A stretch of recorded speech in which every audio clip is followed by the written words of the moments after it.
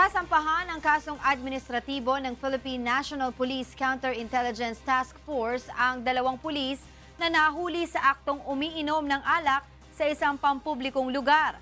Posible namang matanggal sa serbisyo ang dalawa. Ito ang balita ni Lea Ilagan. Huli sa aktong umiinom ng alak sa isang karinderya sa 3rd Avenue, Barangay Socorro, Quezon City, ang dalawang pulis na ito kagabi.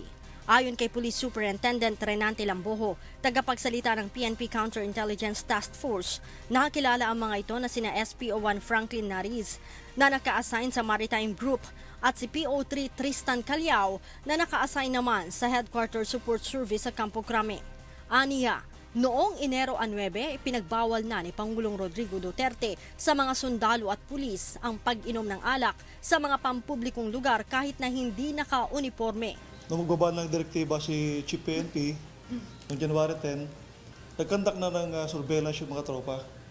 Umiikot-ikot na sa mga bars para ma-identify kung sino yung mga pulis na pupunta sa club o any public places. Ay yung dalawa na chance upan niya na-tiyempohan. Kaya ayun, nung binirify, hininga sila ng ID nila, napag-produce naman sila ng PNP ID nila. Sinabi ni Lamboho na mahaharap ang dalawang pulis sa kasong administratibo dahil sa paglabag sa Section 3.1 ng PNP Ethical Doctrine kaugnay ng pag-inom ng alak sa pampublikong lugar. So sa narinig ko kay Presidente, sabi niya na talagang release ka na ito for dismissal ito.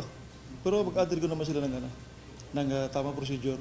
Panawagan ni Lamboho sa mga club at KTV owners, ipagbigay alam agad sa CITF sakaling may pulis na umiinom ng alak sa kanilang mga establishmento. Payo naman ito sa mga kabarong pulis. Kung nais na uminom ng alak ay gawin ito sa loob ng kanilang tahanan at huwag sa pampublikong lugar upang walang malabag ng mga patakaran. Lea Ilagan, UNTV, News and Rescue, Campo Crame.